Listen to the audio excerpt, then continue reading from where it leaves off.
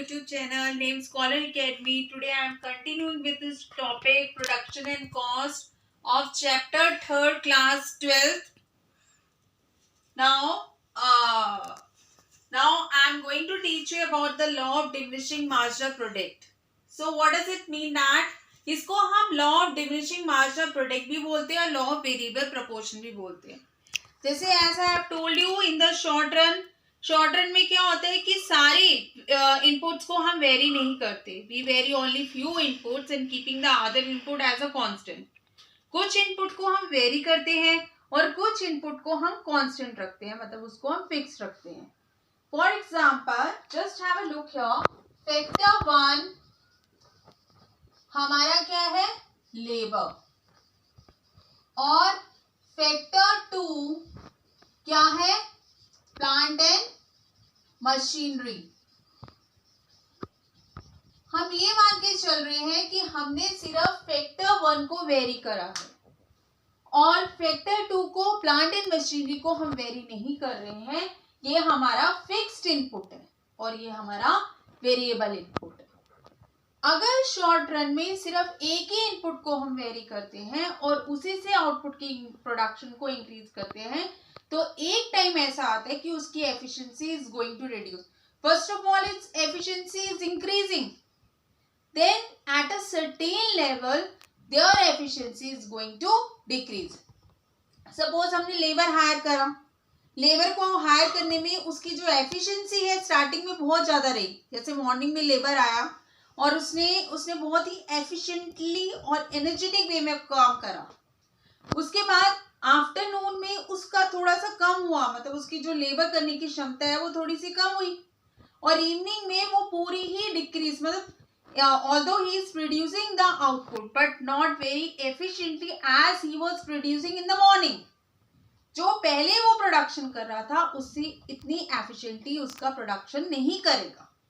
तो कहने का मतलब ये है कि पहले इनपुट जो होता है हम इसको पहले बहुत ही एफिशिएंटली वो इंक्रीज करता है और फिर एक पॉइंट पे वो धीरे धीरे रिड्यूस होने चला जाता है. तो आउटपुट लेवल हमारा इंक्रीज हो रहा है लेकिन एट अ रिड्यूसिंग रेट. तो हमारी इक्वेशन क्या बनी, just have a look here. जैसे हमने क्यों हमारा जो है आउटपुट है, हमने सिर्फ x1 को वेरी करा, मतलब हमने फैक्टर 1 को वेरी करा, लेबर को वेरी करा है, और x2 हमारा जो है कांस्टेंट है, यानी हमने प्लांट एंड मशीनरी को कांस्टेंट रखा है. उसी को हम लॉ ऑफ वेरिएबल प्रोपोर्शन कहते हैं, law of diminishing marginal product कहते हैं. यानी एक ही वेरिएबल है input, other is not variable, that is the meaning. तो मार्जिनल ऐसा क्यों होता है, क्योंकि उसकी मार्जिनल प्रोडक्ट की वजह से होता है, मतलब उसकी एफिशिएंसी इंक्रीज करती है. स्टार्टिंग में output is also increase and constant, afterward it's going to decrease. उसकी मार्जिनल प्रोडक्ट, उसकी जो एफिशिएंसी है is going to reduce. As I have told you, marginal product क्या होता है कि अगर हम एक इनपुट को ऐड करते हैं तो what's the changing is coming in the output. एक इनपुट को ऐड करने पे जो हमारे चेंजेस आउटपुट में आते हैं उसी को हम मार्जिनल प्रोडक्ट कहते हैं.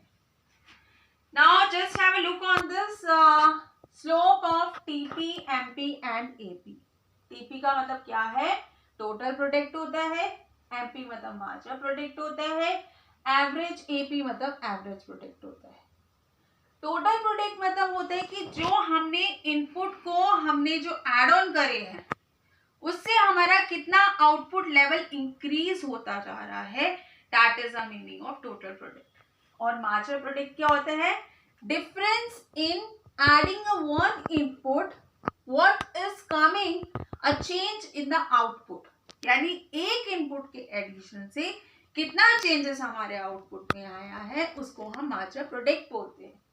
और एवरेज प्रोडक्ट क्या होता है, जब हम टोटल प्रोडक्ट को डिवाइड करते हैं हमारे वेरिएबल प्रोडक्ट से जो हमारा वेरी कर रहा है. सपोज इसमें क्या हो रहा है कि लेबर को हम वेरी कर रहे हैं, तो टोटल प्रोडक्ट को हम किससे क्या कहते हैं, डिवाइड करेंगे, हमारा वेरिएबल मतलब लेबर से हम डिवाइड करेंगे. तो we will get the average product कि हमारा पर डे में कितना प्रोडक्शन हो रहा है. So just have a look here. इस डायग्राम की तरफ देखेंगे, यहाँ पर हमने फैक्टर 1 यानी हमने लेबर रखा है और यहाँ पर हमारा आउटपुट है। इस हॉरिजॉन्टल पे हमने आउटपुट रखा और वर्टिकल पे हमने लेबर रखी है फैक्टर 1। यहाँ पर हमारे एमपी जो है is greater than the AP. MP भी इंक्रीज हो रहा है, मार्जिनल प्रोडक्ट भी इंक्रीज हो रहा है, एवरेज प्रोडक्ट भी इंक्रीज हो रहा है। क्यों इंक्रीज हो रहा है? क्योंकि मैंने आपको बताया स्टार्टिंग में एफिशिएंटली बहुत होता है, मतलब लेबर जो इनपुट जो होता है बहुत ही एफिशिएंट होता है, तो फटाफट से आउटपुट की प्रोडक्शन ज्यादा से ज्यादा करता है। लेकिन एक पॉइंट पे, सपोज यहाँ पे पॉइंट पी है, इस पॉइंट पे इसने मैक्सिमम आउटपुट लेवल को प्रोड्यूस करा, मतलब इस पॉइंट के ऊपर वो आकर वो थोड़ी सी इसका कांस्टेंट हो गया, उसके बाद ये रिड्यूस करने लगा। एक सर्टेन पॉइंट ऐसा आया जहां पर उसकी एफिशिएंसी बिल्कुल थक गई, मतलब एकदम स्टिल हो गया वहां पर, और उसके बाद वो इट्स गोइंग टू फॉल, वो डिक्रीज करने लगा। मतलब उसकी मार्जिनल प्रोडक्ट इसमें क्या होगा, it's decreasing more than AP से ज्यादा डिक्रीज करेगा। वो ऐसा क्यों होगा? Just have a look here on this figure. यहाँ पर देखो कि टोटल प्रोडक्ट हमारा है इंक्रीज कर रहा है।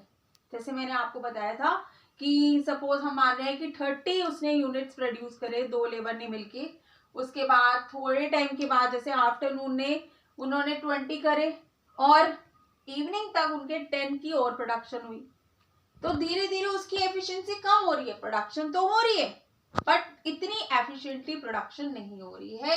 एक पॉइंट पे आके, दैट इज मैक्सिमम पॉइंट पे आके उसकी production increase, although it's increasing but it's not very efficiently as compared to the previous one. Okay, this is all about the concept of the short run.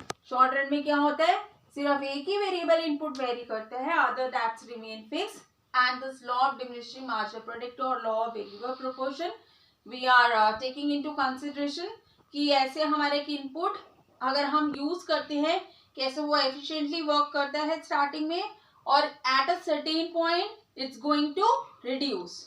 Okay, so coming to the next topic, that is return to scale. return to scale हमारा कब आता है? हमारे long run में आता है, जब we will vary all the inputs, जब हम सारे इनपुट्स को वेरी करते हैं।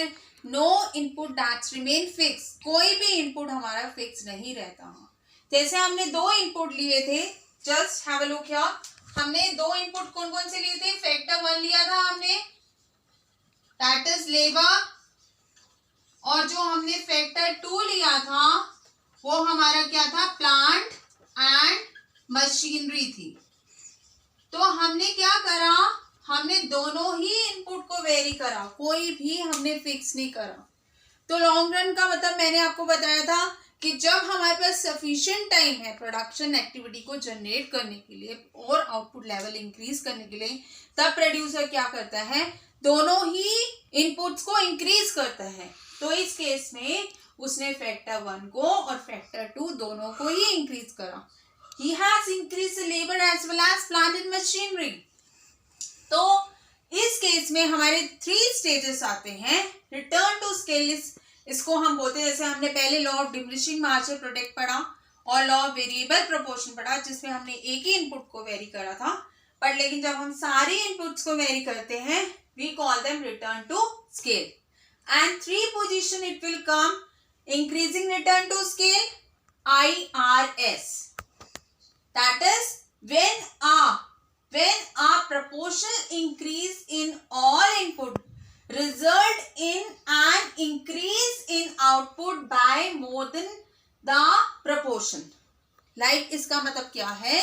इसका मतलब है जब हम दोनों इनपुट को वेरी कर रहे हैं, हम लेबर को, प्लांट और मशीनरी को हमने उसके अंदर इंट्रोड्यूस करा है प्रोडक्शन के, जैसे हमने 2 लेबर को और ऐड करा है, 2 प्लांट एंड मशीनरी को हमने और एडिशन करा है, तो पहले जो उसकी एफिशिएंसी होगी वो बहुत ज्यादा होगी, हमारा आउटपुट लेवल बहुत फटाफट से हमारा इंक्रीज करेगा, क्योंकि हमारे इसमें जो हमने हायर करा है, जो हमने लिया है प्लांट एंड मशीनरी, जो लेबर को हायर करा है, जो स्टार्टिंग में जो होती है उसकी एफिशिएंसी बहुत ज्यादा होती है. ही वांट्स टू शो कि I am a superior, I know each and everything. मतलब वो एक अपने आप को शो ऑफ करता है कि मैं बहुत अच्छे से एफर्ट्स कर सकता हूँ. और ऐसे ही प्लांट और मशीनरी को जब हम हायर कर रहे हैं, यूज कर रहे हैं, तो उसका डेप्रिसिएशन नहीं होता है, वियर एंड टियर नहीं होता है, और हमारी एफिशिएंटली हम बहुत अच्छे से प्रोडक्शन कर सकते हैं उसको.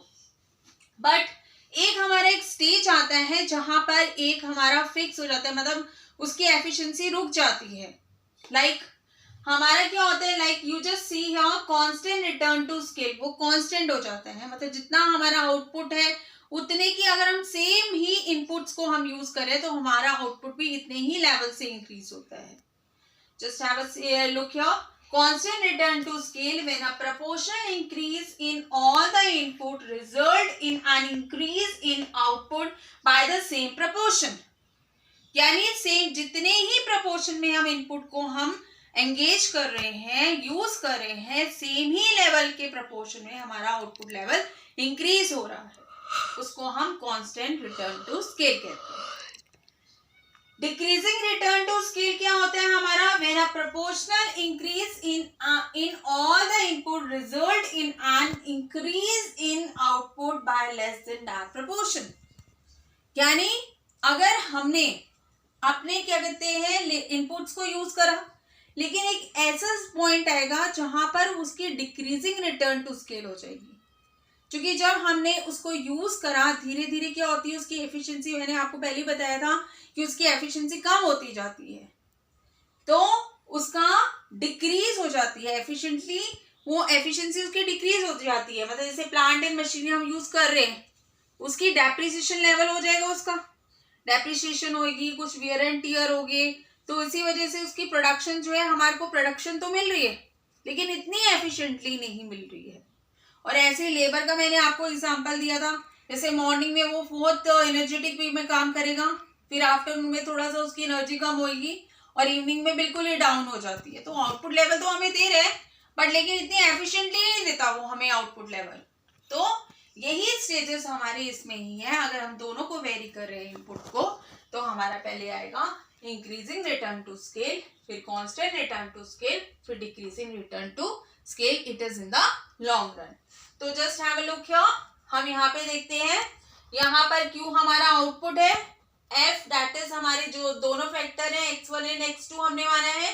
फैक्टर 1 को हमने x1 माना है और फैक्टर 2 को हमने x2 माना है. हम दोनों को ही वेरी कर रहे हैं, we are not keeping any factor as a constant. तो अगर हम कुछ भी चेंजेस करते हैं, जैसे हमने ft(x1) ft(x2) यानी हमने उसमें कुछ चेंजेस करे, तो हमारा बिल्कुल ही सेम चेंजेस होते हैं, मतलब आउटपुट में सेम चेंजेस होते हैं जितने हमारे इनपुट में चेंज हो रहे हैं. ft(x1) इक्वल टू ft(x1) मतलब सेम चेंजेस. तो हम इसको बोलते हैं कांस्टेंट रिटर्न टू स्केल. अगर हमने कुछ चेंजेस करे हैं, जैसे ft(x1) tx2 greater than ft(x1) x2, इसका मतलब t मतलब ये समझो कि मतलब कुछ चेंजेस हम कर रहे हैं इनपुट्स में, तो हमारे आउटपुट में क्या चेंजेस आ रहे हैं.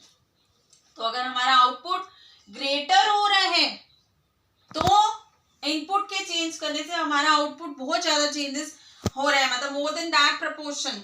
इनपुट के चेंज करने से ज्यादा प्रोपोर्शनली हमारी आउटपुट इंक्रीमेंट हो रही है, तो हम इंक्रीजिंग रिटर्न टू स्केल बोलते हैं इसको.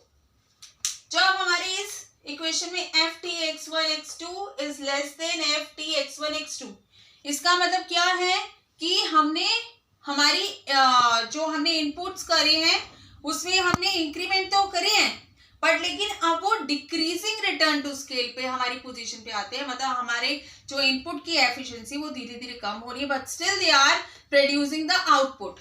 तो उसे हम क्या बोलते हैं, decreasing return to scale. So understood this concept कि लॉन्ग रन में क्या होता है, हमारे रिटर्न टू स्केल की प्रॉपर्टी से हम इसको क्या कहते हैं, we can understand this concept. First of all increasing return to scale आता है, फिर कांस्टेंट रिटर्न टू स्केल आते हैं, फिर डिक्रीजिंग रिटर्न टू स्केल आता है हमारे इनपुट्स का.